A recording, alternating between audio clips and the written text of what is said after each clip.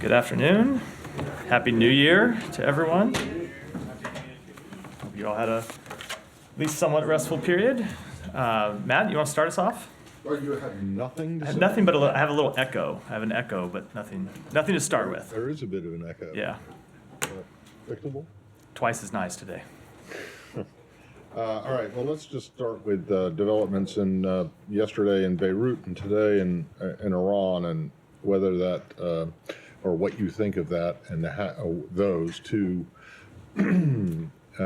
developments, and whether or not that is in line with your wish to prevent the conflict from spreading.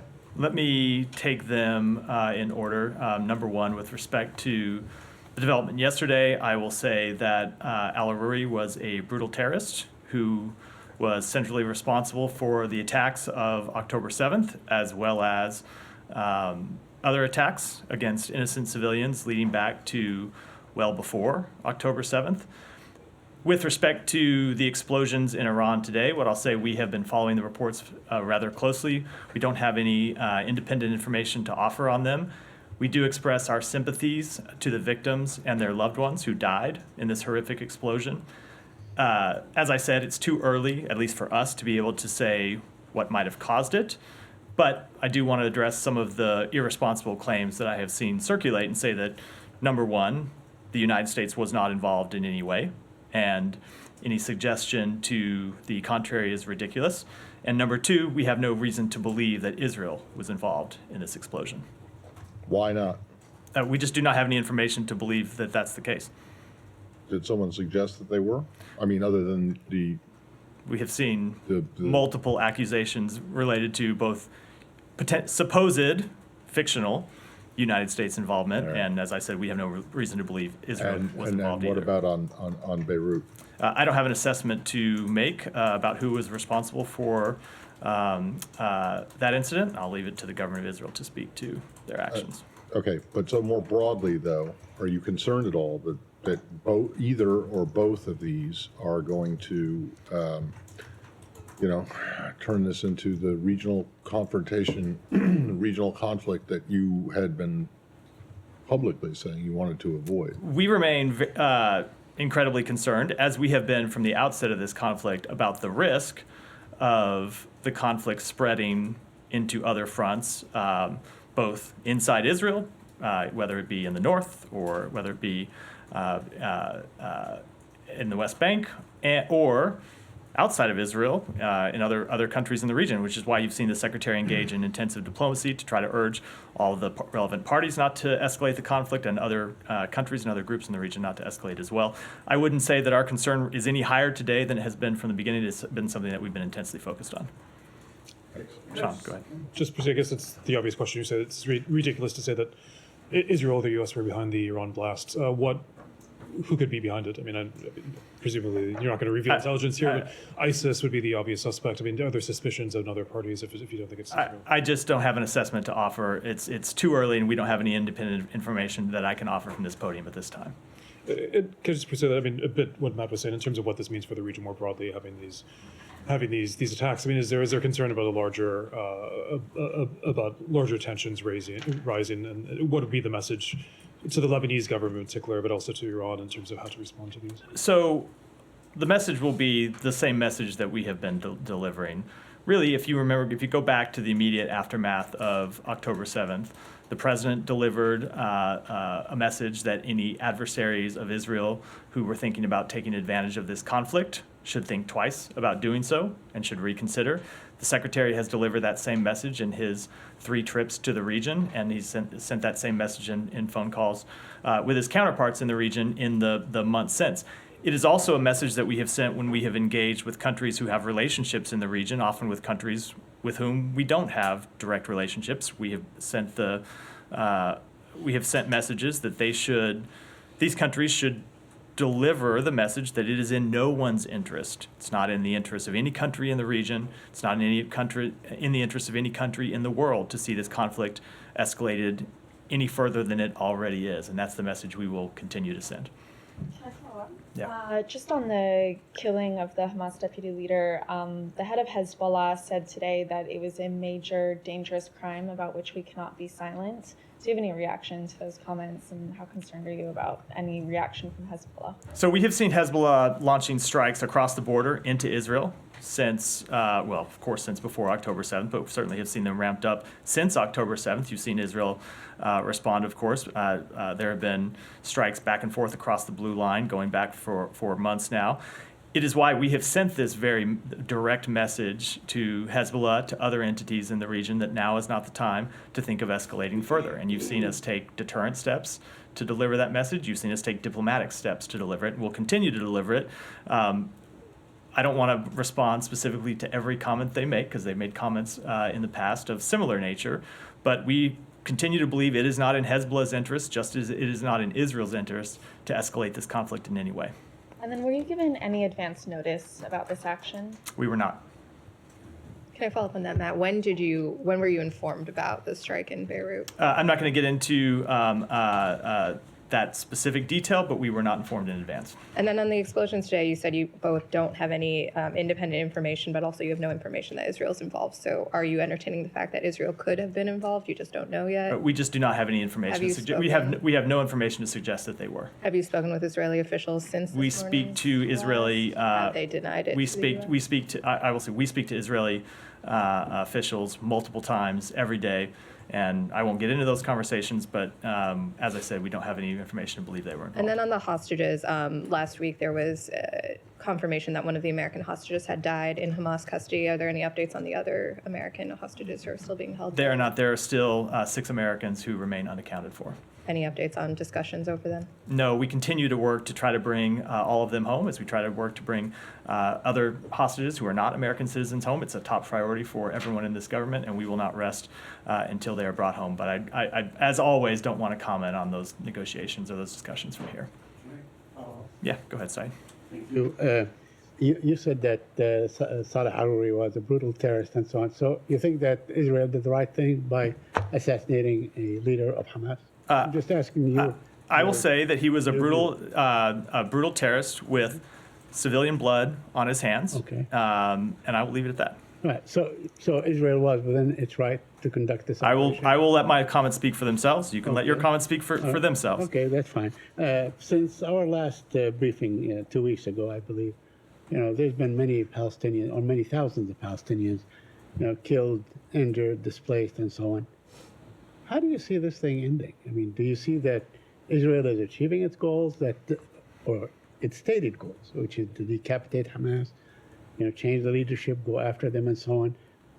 Do you see them achieving those goals? Are we closer to an end game in your view? So than we are. were, let's say, 2 weeks ago. So we are still in the middle of this conflict. Israel has talked about the fact that they will continue to prosecute it. You've heard us talk about the fact that we've engaged in discussions with them about where the conflict is going and when they may shift to a lower intensity combat operation. We will continue to engage in those conversations with them. They have killed a number of Hamas fighters. Obviously, the leadership of Hamas is still intact in Gaza. They continue to pursue them. It continues to be a goal that we believe is a worthy one. When and how this will end is not something I'd want to speculate on from here. So you're saying that Israel should prosecute this war until these goals are achieved? I am going to say where I will answer that by referring to the principles that we've laid out Right. for how we see the future of Gaza, and that is a Gaza that is under Palestinian governance, but in a Gaza that cannot exist as a launching pad for terrorists' attacks against the innocent civilians of Israel. Right. Can I have a couple of questions on the West Bank, if you don't Yeah, mind? go Oh, yeah.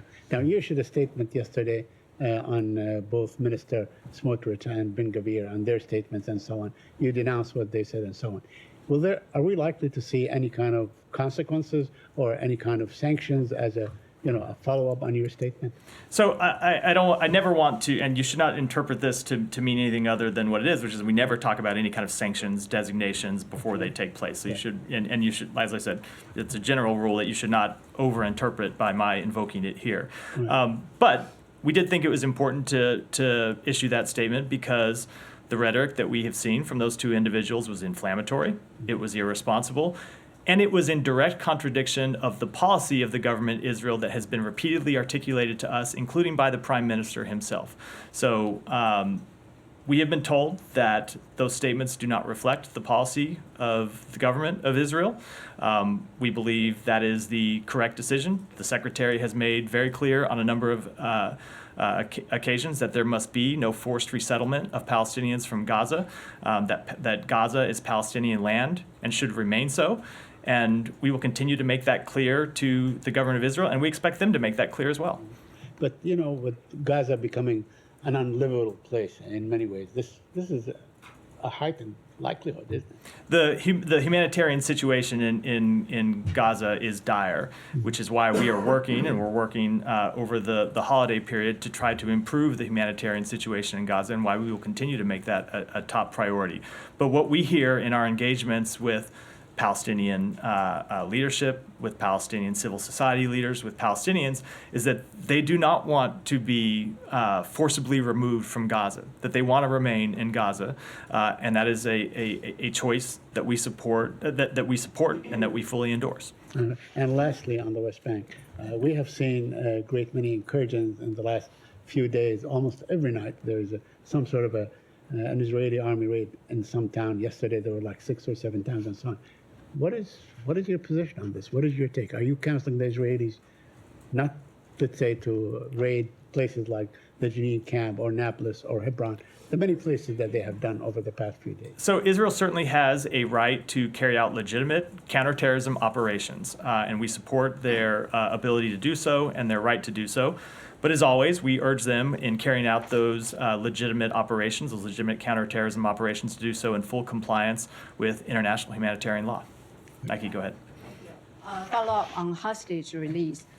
What is the U.S. assessment on the proposal by Egypt for the release of the remaining hostages after the Hamas leader said that those hostages can only be released on their term?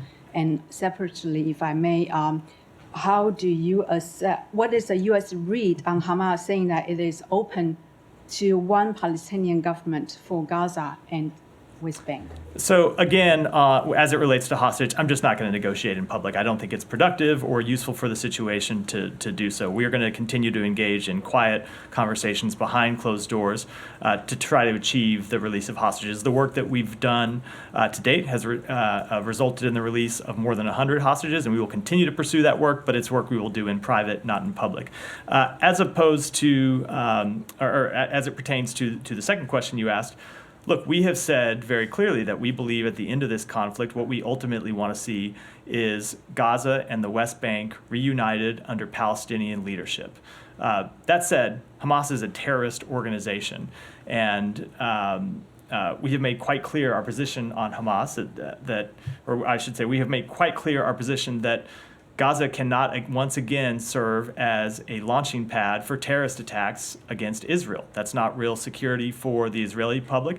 And ultimately, that would not offer real security to the Palestinians in Gaza. If you see Gaza as a safe haven for terrorists that Israel feels compelled to respond to. So while we support a reunified government that includes, reunified Palestinian territories under Palestinian leadership that includes Gaza and the West Bank, certainly there's no role for Hamas in that. Can I also ask Yeah, about the POWs swap between Russia and Ukraine? Or do you want to address that later? No, I would leave it to those two countries to address. So nothing to say? I would leave it to Ukraine to comment on that. Go ahead, Shannon. On hostage talks, has the U.S. assessed that a willingness to strike Hamas officials outside of Gaza might have a chilling effect on those talks or on Hamas's ability to communicate with important interlocutors like Qatar? So Hamas has the ability to communicate with the Qataris. They've been able to communicate with them since the outset of this conflict. There are Hamas officials who are in Doha, and they know quite well how to reach Qatari interlocutors as well as Egyptian interlocutors, which is how we were able to achieve the first pause that resulted in the release of more than 100 hostages. As it pertains to a future hostage, the potential for future hostage releases, again, It's just not something I ever want to comment on in public. So with Qatar, Egypt, you don't think that the strikes in Beirut will have any kind of effect? I would not want to speculate, but I will say Hamas knows the terms that are on the table. There were terms on the table under the previous pause that they reneged on. Stopped releasing hostages. They could begin to release hostages again. It would result in another pause that would make it easier to deliver humanitarian assistance to the people of Gaza, and they have so far refused to do so. We, of course, hope that they will reconsider, but as it pertains to any specific points of negotiation, I don't want to speak to those in public. Janet, go ahead. Thank you, Matt, and Happy New Year for you. Happy New Year to you. Yeah, thank you. Two questions. First question, the Russia's foreign minister, Sergei Lavrov, pointed out that Korean Peninsula and Taiwan are areas at risk of conflict this year. What response is the United States preparing for this? So I would just say that we don't need to receive any lectures from Russian officials who launched their own war about other conflicts. We have been actively working to try to bring conflicts to an end around the globe, and Russia should spare its commentary on those matters, I think. On North Korea's Kim Jong-un recently declared at the Workers' Party plenary meeting that he would classify the entire Korean territory with the nuclear force in case of an emergency. At the same time, he ordered all communication channels to be eliminated. Even after this, will the United States still expect dialogue with North Korea? I wouldn't say expect. We would still welcome dialogue with North Korea because we think ultimately dialogue would be the most preferred route to achieve the full denuclearization of the Korean Peninsula. It'll continue to be our policy to pursue it, but as we've said on a number of occasions, we have seen no indication that the North Korean government is willing to engage in it. Thank you. I have a question on Turkey. Yeah. Can you provide us an update on the process regarding the sale of F-16s to Turkey? As you might have followed, Turkish Parliament's Foreign Affairs Commission approved Sweden's NATO bid and send it to the floor for the full vote. Is the State Department planning to send a formal notification to the Congress soon? Let me say it this way. We certainly welcome the vote, and I believe it was a committee to advance Sweden's accession to the full parliament. We look forward to a final vote and seeing Sweden's accession ratified. We have made clear that we do not believe the sale of F-16 modernization kits to Turkey should be linked with Sweden's NATO accession, but there are members of Congress who have a different opinion, and that they have linked the two. So I don't want to comment about when we will be prepared to move forward. We have had obstacles in Congress because of the actions that Turkey has taken that we have had to navigate and work through. We have been trying to work through those as diligently as possible. But I will say that I think the best thing that could happen to lead to progress on both on this issue would be for Turkey to take action as soon as possible to ratify Sweden's NATO accession. We know that State Department and Secretary has been engaging with the Congress on this matter. Do you have anything to share with us on these talks? Any progress on these talks with Congress members? Nothing but beyond what I just said in my previous comments. Yeah, thank you, Matt. One question on the Iranian-backed groups on U.S. forces in Iraq, especially the recent attacks in Erbil. What the Iraqi government tells you on these attacks, as you are there on their invitation and they are responsible to protect the U.S. forces in Iraq. What the Iraqi government tells you on these attacks. What do they tell us? Yeah. So I will keep our private our diplomatic conversations private. I don't want to speak for the Iraqi government. I will tell you what we say consistently to the Iraqi government, which is that they have a responsibility to take action against any group that launches attacks against U.S. forces who are in Iraq at the invitation of the government of Iraq to engage in a very important counterterrorism mission, and we expect them to fulfill that responsibility. I'm not expecting you to tell me any future attacks on these groups, but what are you going to do in any cases that the Iraqi government could not stop these groups from attacking you? Again, you're right. I won't comment. Yeah, I like the way you said you don't expect me to speak about future actions and ask me to speak about future actions. I do respect the attempt. I am not going to do that. But I will reiterate what we have said before, which is while we expect the Iraqi government to take action against any organizations that target U.S. forces, we will not hesitate to defend ourselves when necessary, and you have seen us do that in the past. And last question. Today, some Iraqi officials, including Chief of Staff and also the acting Speaker of the Parliament, they step up, they walk on the U.S. flags on the anniversary of Qasem Soleimani's death. Do you have any comments on that? No, I don't have any comment on that, on those specific actions. As I said, our forces are there for an important mission at the invitation of the government of Iraq to provide a counterterrorism mission that ultimately benefits the Iraqi people. And I think I'll leave it at that. Thank you. Thank you very much. Happy New Year. Happy New Year. I expect you to answer me good question about the United Nations new resolution about Afghanistan. Afghan women is not happy and they don't support it. Does the United States or State Department has any comment about this? So we do support the resolution. The resolution's call for a UN Special Envoy for Afghanistan. It is our belief that a Special Envoy would be well positioned to coordinate international engagement on Afghanistan to achieve the objectives laid out in the resolution. We also think the resolution sends a clear message to the Taliban, to the Afghan people, and to the world. And it shows that the United Nations Security Council supports a process by which Afghanistan is integrated into the international community only by meeting its international obligations. But I will say, we of course also remain concerned about the Taliban's repressive edicts against women and girls and its unwillingness to foster inclusive governance.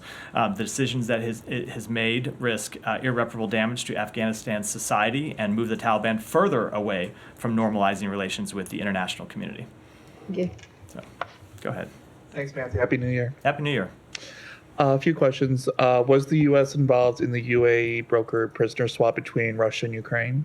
Again, I'm going to let Ukraine speak to that in detail. Okay. Reportedly, the U.S. wants Ukraine to shift its strategy from total victory to being in the strongest negotiating position. Is this true? Is this? I'm sorry. What was the who wants? I missed the U.S. No, what was the who?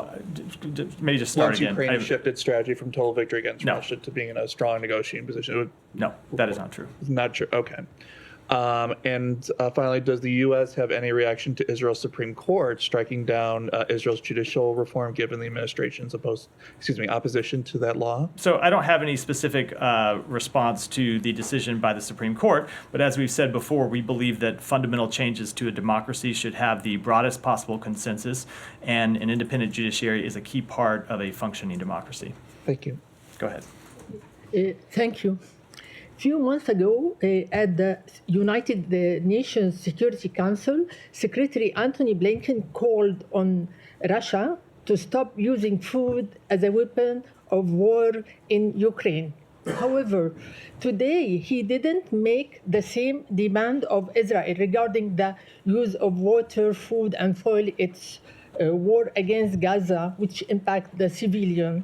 Isn't that considered as a double standard? So I will say that I will say that the Secretary has been at the forefront of trying to get food, water, medical assistance into Gaza, and it was the Secretary's leadership in some very intense meetings with the government of Israel that eventually led to a deal to get humanitarian assistance flowing into Gaza in the first place. This is all the way back in October in the immediate aftermath of the attacks. And it has been really U.S. effort to work with Israel, to work with our Egyptian partners, to work with other governments in the region to try to increase and sustain the flow of humanitarian assistance. So contrary to the sort of premise of the question, we have worked incredibly hard to get food and water into the Palestinian people. And that includes not just through Rafah, but that includes through advocating directly to the government of Israel to open Kerem Shalom. Now, that said, the amount of food and water that is coming in right now is insufficient.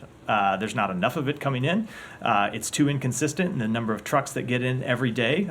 They need to go up. They need to go up dramatically, and they need to stay up. And that continues to be the focus of our engagement, and some very direct, candid conversations with the government of Israel, as well as with other countries in the region that can play an important role. Okay, thank you. Go ahead. Thank you. Happy New Year. Happy New Year. I like everyone starts a question with before you hammer me with something tough, you start with a slightly good vibe, so I appreciate it. I hope it's not tough. First question. Turkey has denied a passage through its waters for Royal Navy mine hunters UK donated for Ukraine to help their sea operations. What is the U.S. response to that? Let me take that one back. Okay, another one. I hope you have the answer for this one. It's an easy one, I promise. Could you provide a brief summary of Secretary Blinken's priorities for the Western Balkans in 2024? What a great question. So the Secretary will... All right, so remember, we have a time limit. We don't... If you're going to go on for 45 minutes... We technically don't have a time limit, Matt. You may have somewhere you need to be. I can go on for quite some time. So I will say, first of all, I won't go on for that long because the Secretary did speak to this somewhat at his end-of-year news conference right before the holiday, where he talked about not only the work that we did in 2023, but how that work would carry over in 2024. I will say, starting with the conflict in the Middle East that I've just spoken to, we will continue to try to work to protect Palestinian civilians, to minimize civilian harm, and deliver humanitarian assistance to the Palestinian people. And finding an ultimate end to this conflict that provides real security, durable security for the Palestinian people and for the Israeli people, while trying to bring hostages home and preventing the conflict from spreading. We will also work to continue to support Ukraine in resisting the brutal attacks that Russia continues to launch and that we saw Russia launch over the Christmas holiday. It's why it's so important that Congress take immediate action to when they return to pass the President's supplemental funding bill. We will also continue to work with our allies and partners to respond to coercive actions that we have seen China take with respect to its neighbors while trying to manage the relationship with China responsibly and appropriately. If you look back at the situation when the Secretary entered office, I guess a little under 3 years ago, not quite 3 years ago at this point, we saw a world that was fractured, that was not able to respond in a united way to the role that China was playing in the world and the increasingly disparate vision from the West that China was presenting. You have seen that completely reversed under our tenure. So I could go on, but I don't want to suffer the withering glare of the Associated Press reporter, so I will leave it at those three. There are many others when it comes to countering fentanyl, working to address migration responsibly, but I will leave it at that and refer you back to the Secretary's also quite lengthy remarks in December. So. My question is, what would be the U.S. response if Iran directly attacked on Israel in view of a recent attack on Hezbollah and today explosion on Iran that Iranian government believes are associated with Israel government? So, I never want to speculate about things that have not happened, especially when there is no reason for Iran to launch such an attack. But I will say the President has been very clear, the Secretary has been very clear, that any country, any group in the region that at any time is considering taking advantage of the conflict and seeking to escalate with actions against Israel should think twice. And I will leave it at that. Thank you, Matt. Happy New Year. Happy New Year. Could you share your response to the recent New Year's Day verdict against Nobel laureate and Presidential Medal of Honor recipient Professor Muhammad Yunus, reportedly influenced by the Bangladesh Labor Court under the control of ruling Prime Minister Sheikh Hasina? How does the State Department perceive the challenges to the rule of law and judicial independence in Bangladesh, particularly in the context of comparable case such as the 10-year sentence of the country's first woman Prime Minister and main opposition leader Khaleda Zia, and the plight of numerous opposition leaders, workers, media, and rights activists facing similar situations, even in some cases more worse? Muhammad Yunus has made significant contributions to the alleviation of poverty around the world. as reflected in his Nobel Peace Prize and numerous other international honors. We have been following the case against him closely. We've seen, of course, the widespread international criticism of the verdict.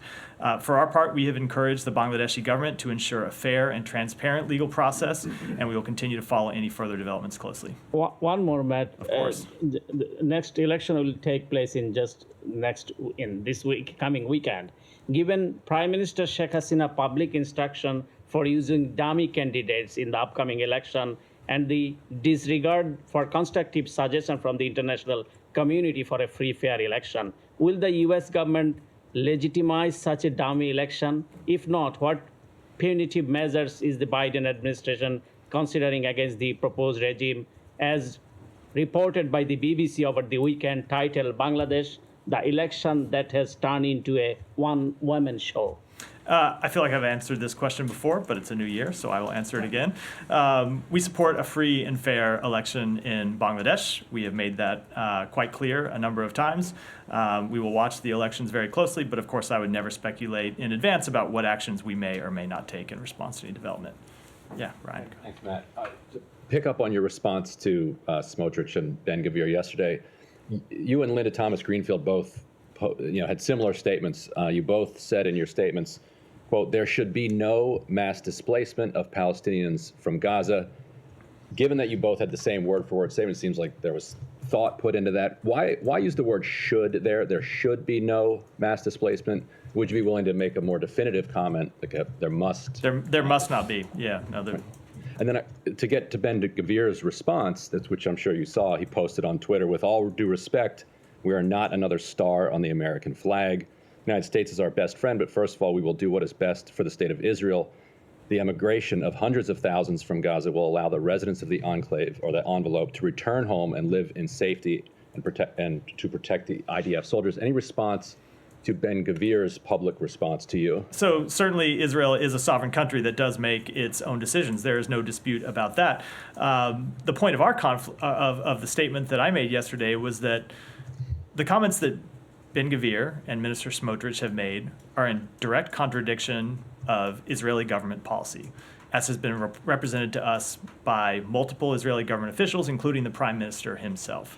I'm not surprised that he continues to double down and make those statements, but they are not only in contradiction with United States policy and what we think is in the best interests of the Israeli people, the Palestinian people, the broader region, and ultimately stability in the world, but they are in direct contradiction of his own government's policy, and we believe those statements should stop. And to follow up on Turkey, I'm sure you've seen Turkey has joined South Africa in its charging Israel with genocide before the International Court of Justice. Is there any concern within the State Department that State Department officials could be roped into this prosecution? No, I will say that as it relates to the State Department, we have been committed to addressing the humanitarian situation in Gaza and have made a priority of preventing, as I just said in response to your question, the displacement of Palestinians. I will also say, though, that genocide is, of course, a heinous atrocity, one of the most heinous atrocities that any individual can commit. Those are allegations that should not be made lightly, and as it pertains to the United States, we are not seeing any acts that constitute genocide. And finally, over the break, top authorities in the Armenian quarter expressed deep concern that the Israeli government was using the conflict in Gaza to push out a lot of Armenian Christians from the Armenian quarter. Any response? So no specific response to that, but as we have said on a number of occasions, we do not want to see the government of Israel take any steps that would escalate tensions. Go ahead. According to Financial Times, Israel is putting more pressure on Egypt to accept refugees from Gaza. Since you're against any displacement of Palestinians and Egypt is your partner, do you encourage or support Egypt not to accept a refugee from Gaza? So I will say that it is not just the government of Egypt that has rejected displacement of Palestinians from Gaza. It is other countries in the region who have all made clear going back to the immediate aftermath of October 7th, in the trip that that the Secretary made to a number of countries in the region, that displacement was a non-starter for reasons that relate to history that I think people in this room know all too well, that I don't need to go through again. And so we have made that clear to the government of Israel, that it is a non-starter. We have made that clear publicly, that we don't want to see any displacement of Palestinians from Israel, which is why when we see statements to the contrary, we respond as we did in the statement that I issued yesterday. And you do support those countries? Go ahead. Hold on. You don't want to see any displacement of Palestinians from Israel? Gaza. I meant to say Gaza. Thank you. And you do support those countries who reject or displacement? They have made it clear for I think, very understandable reasons of history that it's a non-starter. So can I just Yeah. follow up on that a little bit? And you might have answered this in response to one of Saeed's first questions, but isn't what's going on in Gaza now in terms of the Israeli offensive, in terms of the Israeli operation, isn't that displacing Gazans? Or are you making a distinction between internal displacement, even though it's not a state, so I know they can't be technically IDPs, or them leaving the border and going into another country, and going into a country since they don't have one of their own? Why is what is happening now not the forcible displacement of tens of thousands, hundreds of thousands of Palestinians? It is a good question. We don't want to see any Palestinian forced from their home, but there are military operations going on that put Palestinian people at risk. When you see the IDF coming into neighborhoods, exactly my point. Coming into neighborhoods and conducting legitimate military operations, it is appropriate to, we believe, to ask people to leave their homes for a temporary period while the IDF carries out military operations. We also believe that it's important that people be able to return to their homes, and if their homes have been destroyed, that there's a process in place to rebuild and reconstruct Gaza, and that's something you'll see us pursuing in the weeks and months to come. That's different than the idea of forcing them from their homes, from their land, and raising the fear among them and among other countries in the region that they would never be allowed to return. Yeah, but they have been displaced from their homes and their land. They have been displaced. But you don't regard that as displacement in the same way that you saw Smotrich and Ben-Gvir's. Correct. Well, I'm sorry. I just find that hard to believe. If you're, they have been displaced, have they not? They have been displaced. They are still inside Gaza. And if you see what Smotrich and Gaza are raising, they are raising the idea of resettling Palestinians from Gaza so Israelis can move in, which is a very that is the nature of the disagreement. So it's okay with you that hundreds of thousands of people have been pushed into the south, into Rafah, out of their homes. That doesn't count as. We do not bad displacement. We do not want to see anyone displaced from their home. We also don't want to see anyone in harm's way. There is an obvious tension between those two, and when it comes to resolving that tension, I think the first priority needs to be to try to keep those people as safe as possible. But we want them to be able to ultimately return to their homes, not forced from their land, and as those two ministers have raised, with the specter of never being able to return. All right, and then secondly, in response to the questions about the blast, the explosions. Or explosions in Iran, you said that it was ridiculous to suggest or speculate that the United States had any involvement in this. I'm just curious as to why. The United States has a long history of doing things in Iran. I go back to 1953, but since before both of us were born, it took decades after 1953 for the U.S. to admit its role, and the Brits as well, to admit their role in the coup. But let's go more recently, just 4 years ago, and the reason that this explosion happened today is on the anniversary of Soleimani, his death, which was loudly and proudly claimed by the United States government at the time. So why is it ridiculous for people to think or speculate that that what happened today had nothing to do with the United States? Look, people are always going to make all kinds of claims and all kinds of speculations. I think it's ridiculous because it didn't happen.